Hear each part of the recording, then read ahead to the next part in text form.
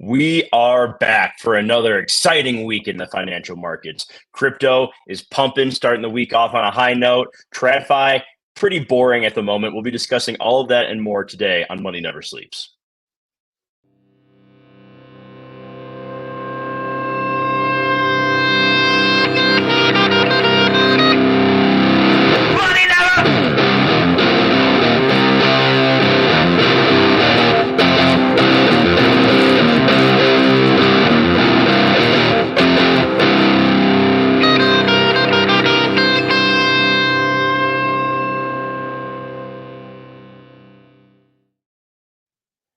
Thanks for joining us today, everybody. As we get going, you know the deal. Hit that like button. If you haven't yet, do us a favor, subscribe to the channel. Nothing Kevin or I say is financial advice, so please do your own research before making any trades, blah, blah, blah.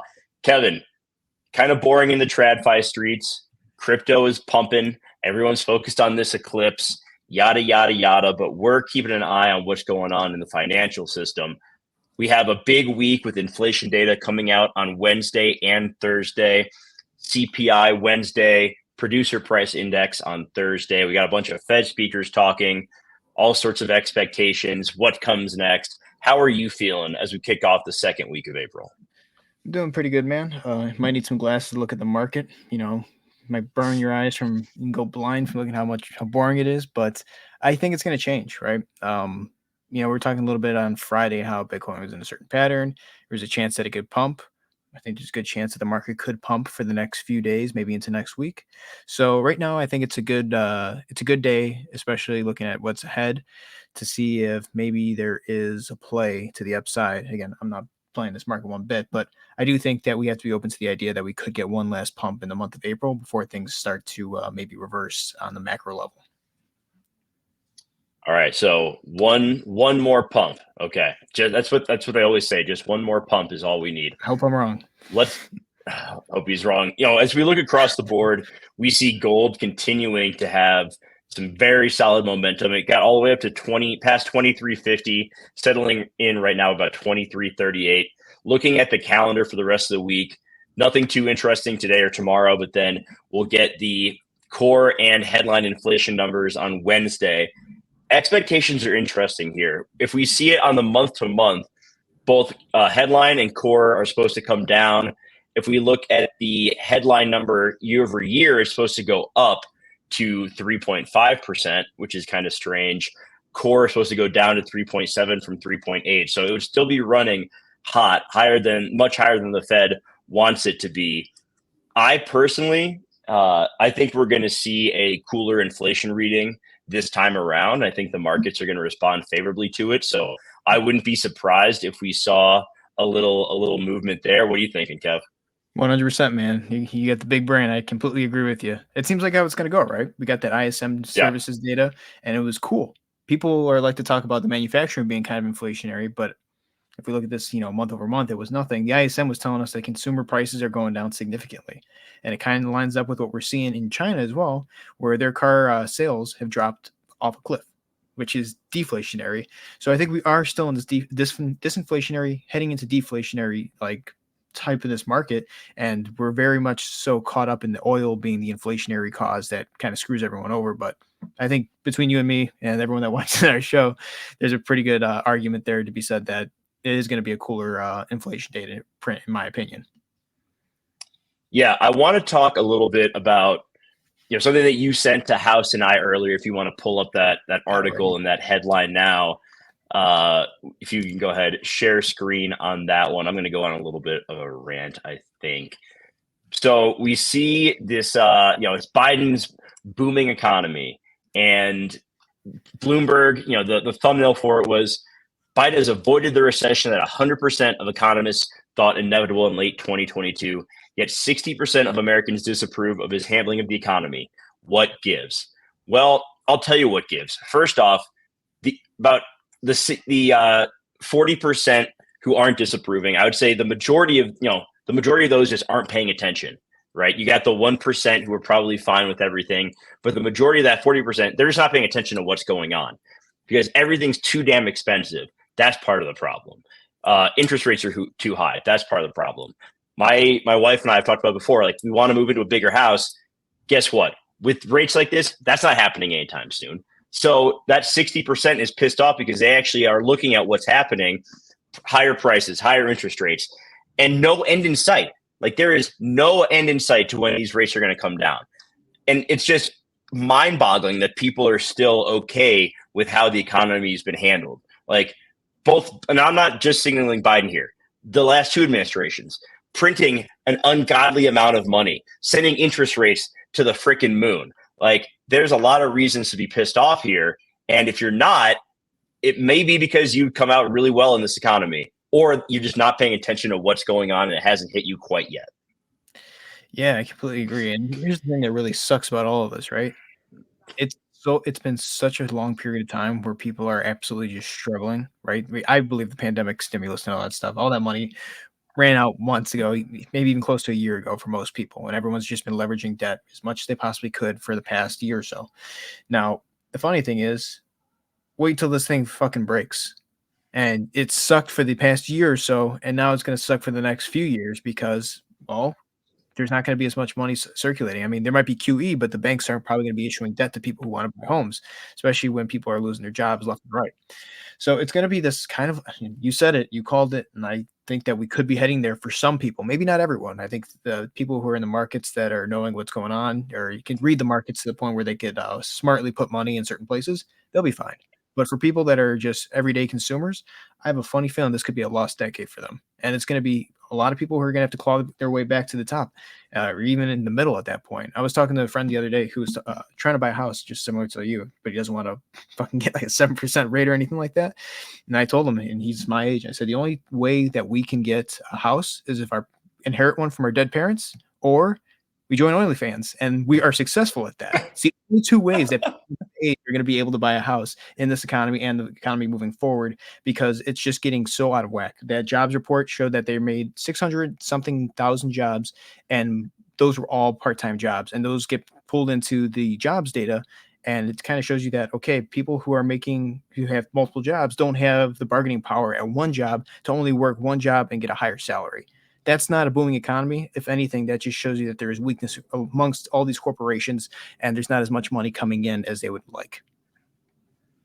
Another thing that I saw that is concerning is we're beginning, and this was from Bloomberg as well, debt delinquency expectations. So we're now at the highest level in 4 years when it comes to people expecting to be delinquent on payments. It's about 1 in 8 consumers at this point, almost a 13% rate. Well, if we look back then, that was the previous one was right around 2020. It was in April of 2020 because it was on the way down, but that was because we had stimulus checks and everyone was having to stay inside and not spend money elsewhere. Now we're on the rise back up. No stimmy is coming. Like no one is coming to save you right now. People like prices are still way too high. We got bird flu. The egg prices are back up, Kevin, because we got the fucking bird flu. So it's like shenanigans everywhere. But no one is coming to bring these numbers down artificially. Like they're going to keep rising. It's going to get worse and worse. Like 1 in 8 consumers expecting to miss an upcoming minimum debt payment. That is bad. That is very bad. And if these rates continue to stay where they're at, that number is just going to keep on climbing. You know who saves this economy from all of this, right? It's us. Bitcoin. Maybe it's working class, middle class, just consumers in general failing. That is the only thing that's going to reset this economy. It's the only answer, because once that we stop buying, these corporations have to lay everyone off, and it just kind of slows the economy down, and it brings this inflationary number all the way down, because consumers or corporations are going to have to find consumers and where they're willing to buy, where they can afford to buy. Right now, with everything that's going on in terms of the oil and how bad it was in 2022 to the point where we are right now, they've been chasing our buy level. And this is just for goods that are on the shelves. This is, automobiles, homes are out of whack. I wouldn't even throw that into there, but that's pretty much what's going to end up happening, right? The success of the economy in a bull market is contingent on the fact that the U.S. consumer fails, and there has to be some type of clean slate for that to happen. It's fucked up. All right. It is. It's very fucked up, and it's scary, and it's sad, and all of these things. But if you know what to look for and you know how to prepare for it, you'll be okay. And preparing for it is diversifying to an extent right now, right? Like having cash on hand to acquire more assets when the prices go down, and also like mentally being prepared for that too. Like it ain't easy when you lose your job or you're having to fight and scratch for every little bit. Been there in my early 20s. Now, unfortunately, a lot of other people are going to have to go through that too. Hopefully, nothing too bad happens. All right, let's get out of that and let's move into looking at some of the charts for the week. We don't, like I said, nothing too interesting in the market today. We don't need to drag it out too long. We got inflation data Wednesday, so there'll be more to talk about later this week. But we woke up this morning, or at least I woke up this morning, and I saw the markets pumping. I saw Bitcoin had blasted past 70K, currently sitting just below 72. ETH hit 3,800 or 3,700. I'm sorry, here in the last 30, 45 minutes. So crypto is having a nice little pump here. We see some of the meme coins continuing to fare well. So what has your attention right now? We got this. Oh boy, here we go. We got some lines. We got some eyebrows on these two things right here. What's going on? Yeah, the eyebrows are for The Rock WrestleMania last night. No, I'm just joking. But what we're looking at here was the scenario that we were talking about on Friday, right? We said that this could be a double top. However, there was a situation where we're putting in higher highs and or lower highs and higher lows, which is a wedge pattern. And usually, since we broke up into the wedge, we're probably going to break up. You're not going to break down from this. And we are getting confirmation that's what happened. That is what's happening. And this was my concern. Seems like it's going to play out. So we are looking for a higher target on Bitcoin at this point, just because of everything that's happening. And this really does line up with the halving, which is supposed to happen next week, and also OpEx. Oddly enough, right around the same time. I believe it's actually the same day, April 20th or so.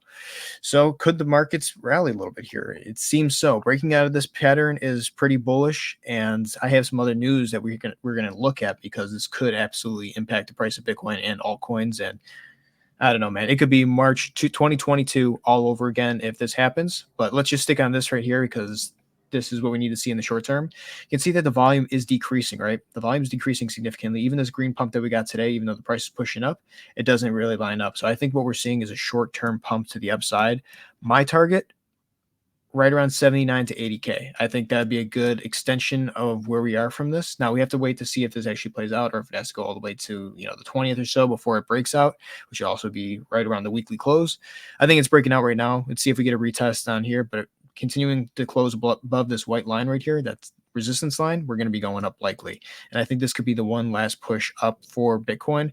And the thing we're going to have to want to watch is Bitcoin dominance, because right now, even though Bitcoin's shooting up, dominance is coming down. And if you look across all the alts, you're not necessarily seeing any alt that is kind of aiding in that, except for Ethereum. Ethereum shot up 7% today. It's up $242.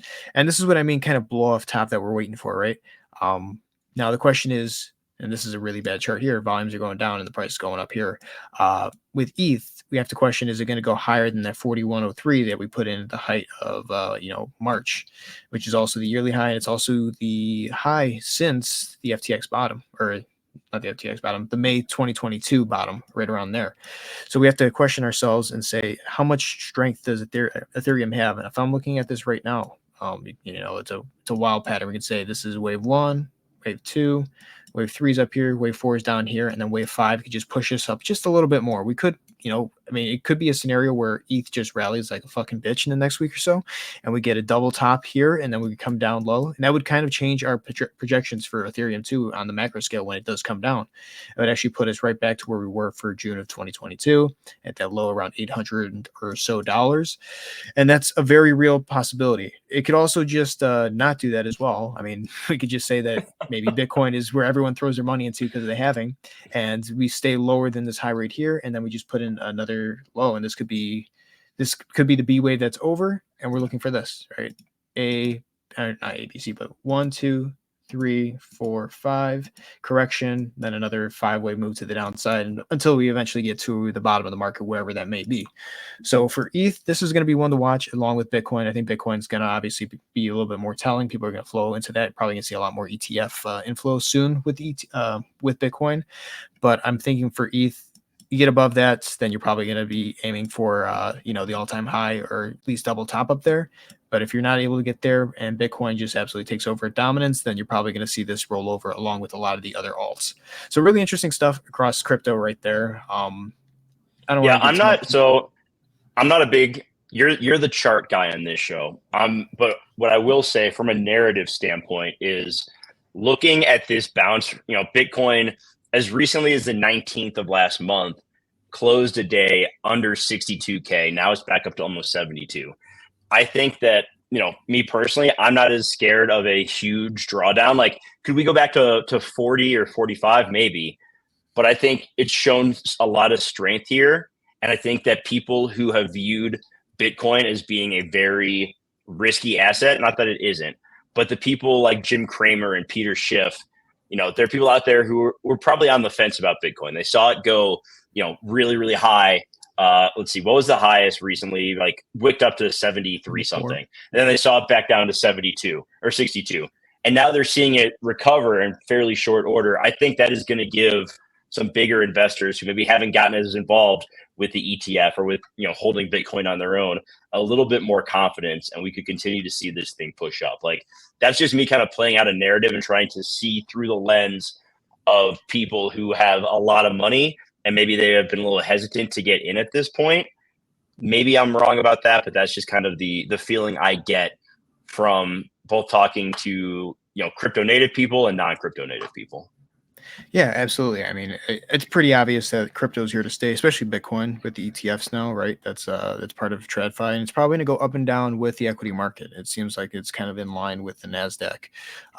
But the thing I did want to show, and this is kind of something that I've been talking about for a long time. We've talked about it on the show for a period of time. It has to do with sanctions, and it's what Janet Yellen actually said today, and that is she's threatening sanctions for China banks that aid Russia's war. And why is this important? Well, one of the largest contributors to the Bitcoin and crypto market is Tether. And we talked about Tether before and who owns it. It's iFinex, I believe. That's the company that owns it. And they are located in China. And we do know that Tether was breaking the sanctions and sending crypto to Russian exchanges, right? That's something that we did learn. And we also know that Tron, Justin Sun's company, was doing it was on his blockchain that it was happening. Now, this could be nothing. This could be absolutely nothing. However, the fact that she's talking about this a week before the halving, everyone's getting super fucking bullish. I wouldn't be surprised if something did come. And now we have to question is to what extent would it be? Would it be like Binance where they kind of take over a company like that, or they have to, kind of no more dealings in the US? It's possible. The other thing is they get sanctioned, and you do know that they do hold a ton of U.S. treasuries. And it's like, well, if they get sanctioned, can they repossess some of those assets? And then if they do repossess some of those assets, are any of the USDT that are out there actually equal 1-to-1? That's something we have to kind of wonder about, right? This is something that we talked about, I think, in July of last year. So if that's the case, I wouldn't be surprised if we do see some action coming down on some of those crypto exchanges, some of those I guess banks that are banking Tether and Tron or have those assets on hand. And it'd be funny if it happened right after the halving, because then you get the all-time highs, and then you get something like fucking Terra Luna that just absolutely collapses the market. We do know that it's over $100 billion market cap for Tether. We know that the dominance is extremely low here. Maybe it goes lower. Maybe it breaks that. Maybe it doesn't. But it's something that we have to keep an eye on. This could be a black swan. I'm not saying it is, but the fact that we know that they actually did violate those sanctions, and they are now saying that they're going after those banks, kind of gives you some caution in the market. So I think that this sounds a little bit even like I'm going a little bit too much into this, but it's possible that we could see some trouble from this. That's pretty much what I'm saying. Now, maybe everything flows into Bitcoin after that, but the price probably still goes down. I think if anything, that would absolutely just destroy a lot of trades. I think we'd see more than anything margin get killed and altcoins. And that kind of lines up where Bitcoin could keep going up in dominance, but then the altcoin market never makes a new high. The total 2, the total 3 don't make new highs in that chart. And we just start seeing everything flow into Bitcoin. And then maybe people start selling off Bitcoin because it's like, hey man, $85,000 Bitcoin, that's a pretty good level to sell from. So keep an eye on that one. I think that's probably the biggest mover across the board in crypto. Let's wrap with the VIX and kind of look at what we're heading into with OpEx, and we can call it a day. Let's see, pull up the VIX here. Actually, it's even tight more than that. It's the dollar, the yen, the yuan, and the VIX. All important factors right now into going into this OpEx. So the dollar's been pulling back pretty significantly, right? You can see that, significantly is relative, but it's still staying above this purple line of resistance. It looks like it put an ABC pattern, A, B, and then it's going in to finish it off. And that would kind of take us in with this oversold stochastic RSI. And I think that we would actually have a period of time where we would be rallying probably into the summer months with the dollar. Maybe that's with oil, who knows?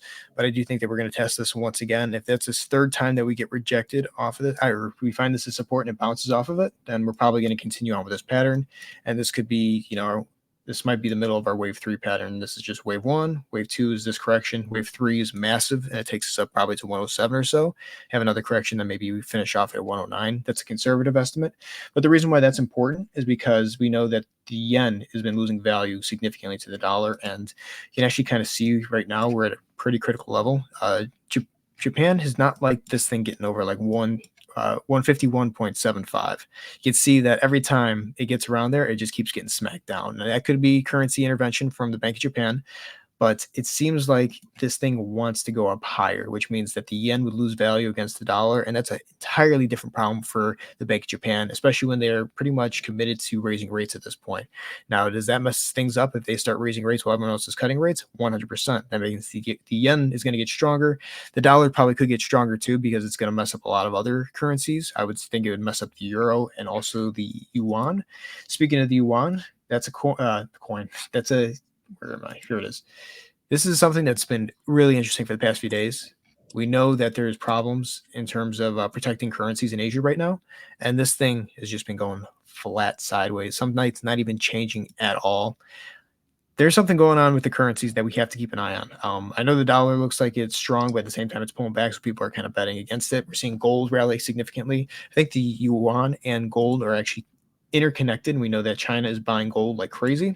And again, when does gold start rallying significantly? It's not during the US market hours. It's 100% during the Asian market hours. It's as soon as China's market opens, you start seeing gold fly up. That's how it was last night. That's how it was on Friday. Or I guess Thursday night into Friday. It's been a pattern that we've been watching. We're going to keep seeing if that is the trend. We broke above this level of resistance for gold, and that's really interesting too, because we've done that before, but it's also came back significantly. I think that if this does prove to be a level of resistance, there's a good chance that we could start seeing some really nasty days, nasty wicks from gold, which would be probably like, to this. It's possible we could have like a 6% drop in gold in a single day. It's very possible.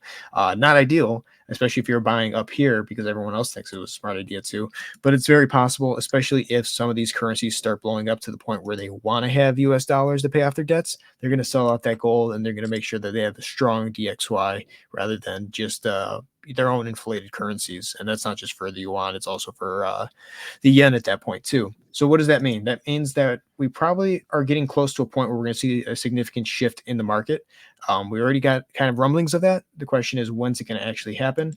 See that the S&P is at a critical level. It's either going to go back to this channel, and then we're going to break from it again, or we're going to break from it here.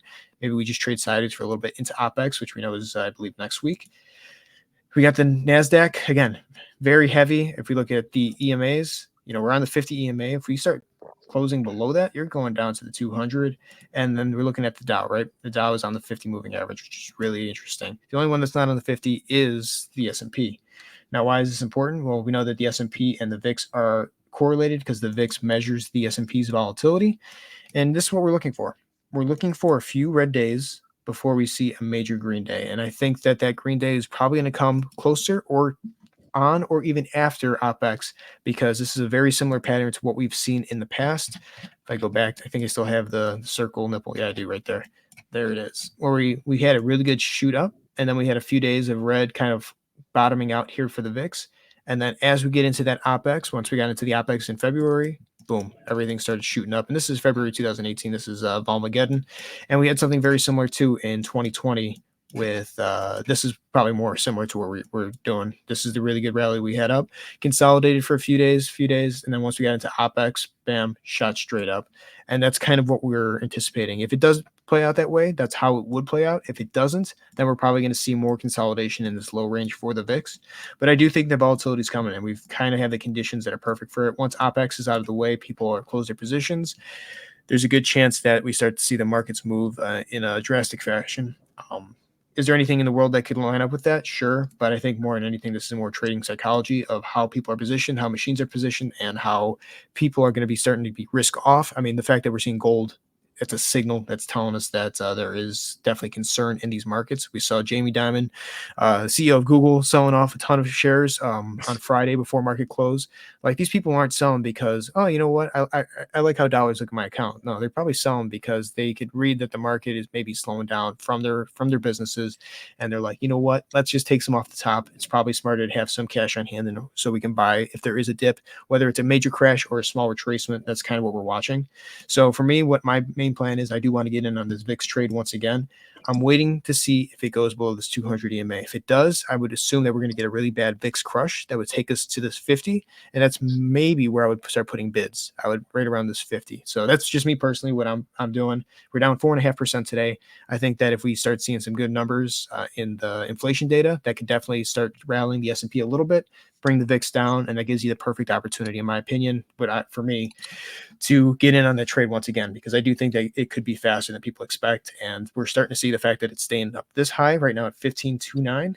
That shows you that people are definitely buying insurance on this VIX and volatility going into OpEx and afterwards.